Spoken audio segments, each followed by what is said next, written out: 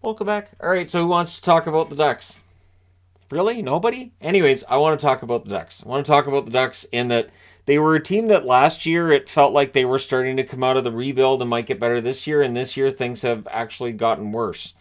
The good news is they currently stand first in draft lottery odds, which means that if they end up finishing 32nd in the league, the worst they can draft is third, and it is a stacked draft. So, with the top five draft picks being seen as potentially transformative, there's the choice of probably Carlson would be in that conversation. Michkov might be an option, although with Michkov's current status being up in the air, maybe they go that Leo Carlson route, right?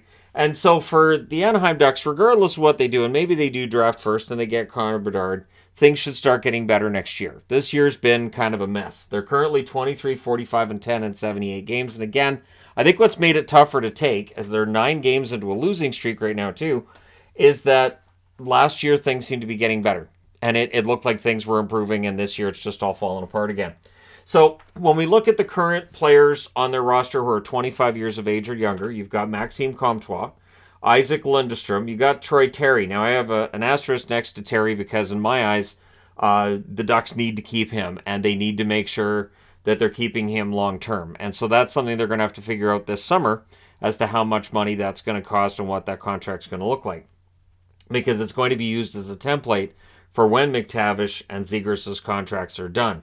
So they also have Max Jones. They have Nikita Nesterenko, who recently joined the team and it's looked pretty good so far. Down here you have Brett Leeson, who was picked up on waivers, I believe, from Washington. And then you've got Trevor Zegras and Mason McTavish, the aforementioned two. And those three players, Terry, Zegras, and McTavish, all going to be part of this top six for a long time to come. And if you add Bedard to that group, you have a pretty good group. If they draft second and they draft Fantilli, you got a pretty strong group there too. So either way, the Ducks should be in good shape next season up front. Now on the blue line, you have Colton White and Simon Benoit are both 25 and under. Jamie Drysdale has spent most of the season on IR. My mouth hasn't, but it should. At any rate, I have him with an asterisk because I think he's indispensable to their future as well. Definitely having him out has hurt things defensively. And Eero Vakanainen is also on the injured reserve currently. He's under the age of 25. And so they have some interesting decisions to make when it comes to their blue line as well. And of course, in net, Lucas Dostal, who's shown this year in the appearances he's been able to make, he's pretty good. So I would think this summer Stolarz makes his exit, goes as a UFA, and Dostal gets to share the net with John Gibson next year if that's the route they decide to take. So we look at their prospects. Jacob Perreault at the AHL level, 44 games this year, 7 goals, 11 assists, 18 points. Probably not the kind of production they're looking for. Number 27 pick in 2020. There's been that debate about what he's going to be at the NHL level and how long it'll take him to get there. Braden Tracy, who was drafted 29th overall a year earlier in 2019, has 60 games played in San Diego, 10 goals, 17 assists, 27 points. So neither of these Gulls coming up or pushing their way into being called up. I do wonder if either of them get a shot at the roster next year. I'm not sure that they will. But again, that's why you get a lot of draft picks when you're going through a rebuild. So that if you have certain draft picks that don't work out, you have others that do. Now in net you have Calle Klang. He's played 2 games for San Diego. He's got a 1-0-0 record, 923 save percentage, small sample size. In the Swedish Hockey League, 25 games played, 900 save percentage there. So Klang may very well end up being the backup for Dostal at some point, or maybe they share the net. But we're a ways off from that because you still got John Gibson, and Gibson's been pretty good. Now you've got Nathan Gaucher. Now, in terms of their overall draft picks, the athletic rating, Gaucher is their number 3 prospect, and the last time they looked at the prospects list. Gaucher, 44 games, 22 goals, 24 assists, 46 points in the queue this year. He was the number 22 pick in the 2022 draft. So last summer. And I mean, when you've got a guy the year after his draft and he's scoring around a point per game, the NHL Upside is basically in we will see mode. You want to see a guy in the year after his draft really tear the league up, and you want to see those totals come up quite a bit. Pavel Mintyukov is seen as the number one prospect in the organization, defenseman. Playing in the OHL, 32 games this year, 8 goals, 26 assists, 34 points. Number 10 pick in 2022. I wouldn't be surprised to see him on the roster next season. Wouldn't surprise me in the slightest. And Olin Zellweger, number 34 pick in 2021. 32 games played in the WHL, 22 goals, 30 assists, 52 points. Fascinating numbers there for a defenseman. And so Zellweger likely to get himself a spot on their blue line next year as well. So there's going to be some good young players coming in, whether Gauthier comes in, whether Zellweger and Mintyukov come in or not. There's going to be some good young players. And again, whoever they end up drafting first this year, whether it's first, second, or third, I guess it could be fourth, fifth, sixth, depending on where the standings end up. Because while they're currently the team at the bottom, they have some company down there, right? They have Chicago, Columbus, and San Jose still within reach. So when you look at this year's draft, they don't have an extra first rounder. They have their own first rounder, very important. They have 3 second-round picks, 2 third-round picks, a fourth, a fifth, and a sixth. So they don't have a seventh-round pick. Next year, they have their own first-round pick. They have 2 seconds, 3 thirds, a fourth, fifth, sixth, and seventh, all their own. So they have extra draft picks in the second round. They could bundle up a couple of picks, maybe move up to a low first-round pick. Maybe you bundle a couple of those 2 thirds. You try to get into the late second round. But in general, they don't have anything earth-shattering as of yet, unless something changes between now and the draft. Now, the way they finish out the season, they're at Arizona on Saturday. They're at home against Colorado the next day. And then on Tuesday, they're at home against Vancouver before ending their season at home against LA. So 3 of the next 4 are at home. 2 of the next 4 are against teams that are in the playoffs, and all 4 are against teams that are above them in the standings. I could see them losing all 4. I could see them losing their last 13 games of the season. That being said, they can have solid games. I thought against Edmonton last night, I think that's one of the best games the Anaheim Ducks have played in weeks. Either way, when you look at their descent, so 2016-17, they had 105 points in 82 games. Really solid team. They had 101 points in 2017-2018, and then it dropped to 80 points in 2018-2019. And the bottom just drops out from there. 67 points in 2019-2020, and then 2020-2021 in a 56-game schedule, they had 43 points, and it felt like that was probably the bottom. That's it. That's as low as they're going to get. And then last year was 76 points in 82 games. It was reasonable to think this year they might be a 500 team. They might be maybe a couple games above 500, but they are currently 22 games below 500. They're probably going to end up with not very many points. Probably, 60's possible, right? So, yeah, that's not the improvement that was looked for before the season started. The one thing that I do think, though, in the back of my mind at this time of season is if a team misses by 5 points or misses by 20 points, they still miss the playoffs either way.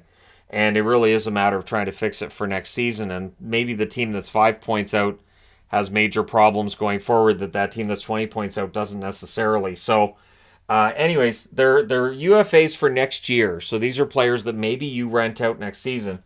You have Adam Henrique, Jacob Silverberg, Sam Carrick, and Colton White. So the one that would get interest would be Adam Henrique. Henrique, good, solid forward who's had actually a good year for the Anaheim Ducks. It's easy to overlook that he's had a good year because the Ducks have had a pretty miserable season overall. Now, when you look at guys who are signed long-term, you have Ryan Strome, who's under a $5 million contract until 2027. You have Frank Vetrano, $3.65 million until 2025.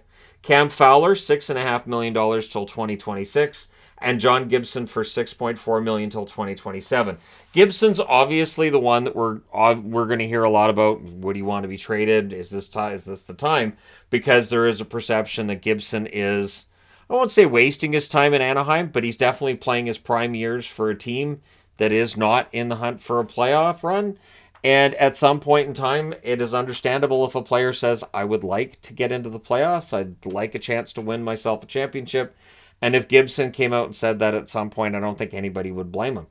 Vetrano has had a pretty solid season. I would think if they decided to make him available at that $3.65 million price tag, considering how many teams are up against the cap, that this summer that might be attractive. Now, people will point out, well, the Ducks don't have any kind of a cap problem. They don't. And that's what makes the Ducks even more interesting. So this summer, according to Cap Friendly, their cap space is almost $40 million. $39,973,333. Now, that number is not accurate because there are a couple of players they need to sign, but they could still, if they, let's just go ahead and fantasy book this and say they win the draft lottery, they get Connor Bedard. You get Bedard, you can go out this summer and pick up a couple of free agents and make the Ducks a heck of a lot better, a heck of a lot quicker than we expected. So their UFAs this summer are Derek Grant, I believe it's Jason Magna that they have. It's one of the Magnas.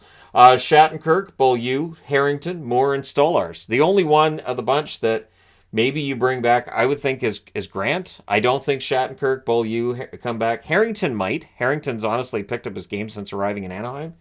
But yeah, I mean, those guys aren't going to break the bank for you. And then restricted free agents, Troy Terry's going to be pricey. And again, they have to watch what they give Terry because it's going to, definitely dictate what Zegras and McTavish might be worth when their time's up. And then you've got Comtois, good player. I've kind of given up on the offense from him that we saw a couple years ago. I really thought he'd bounce back this year. It really hasn't happened.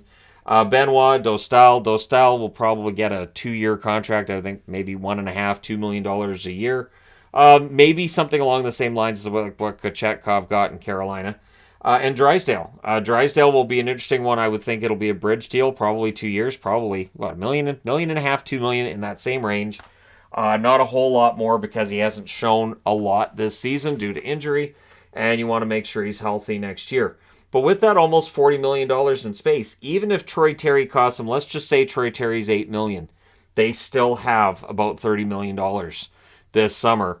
And if they do win the draft lottery, or at the very least, if they've got, somebody coming in to join this team like an Adam Fantilli, if they can talk him into it, and all that fun stuff, it does get very, very, because again, Fantilli is in the NCAA, right? So it does get interesting very quickly with the Anaheim Ducks, because they have put them in a pretty good spot. I like what Pat Verbeek's done with the team thus far.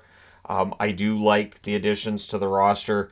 And while the record has been poor this year, I don't think he's overly panicked, because if they do end up drafting in the top 3 this year, that's kind of a win for Anaheim.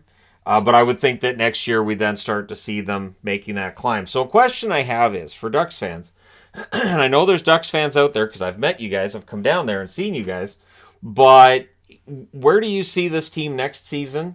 And,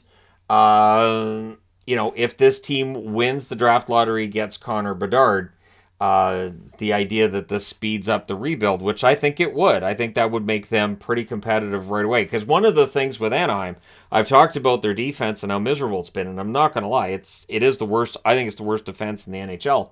But their offense hasn't been great either. So you put those two things together, it's understandable they're at the bottom of the league. But if that gets their offense going by getting that number 1 draft pick, then it's a matter of going out and improving the defense, which can be done. And it can be done on a budget, and it can be done well. You just have to look at the Arizona Coyotes as a team that manages to find guys who are on a budget, and they manage to draft pretty well when it comes to defensemen as well. So maybe Minchikov ends up joining, Drysdale comes back healthy, and the defense starts improving right away from there. But let me know your thoughts in the comment section below about the current state of the Anaheim Ducks. How important the draft lottery is to them, or do you think if they lose the draft lottery and they draft, say, 5th, they'll still be fine because? Let me know your thoughts in the comment section below, as always. Don't forget to hit like and subscribe if you're browsing your way through, you just happened upon this video. Thank you guys so much for watching, for all your support. I will talk to you again soon.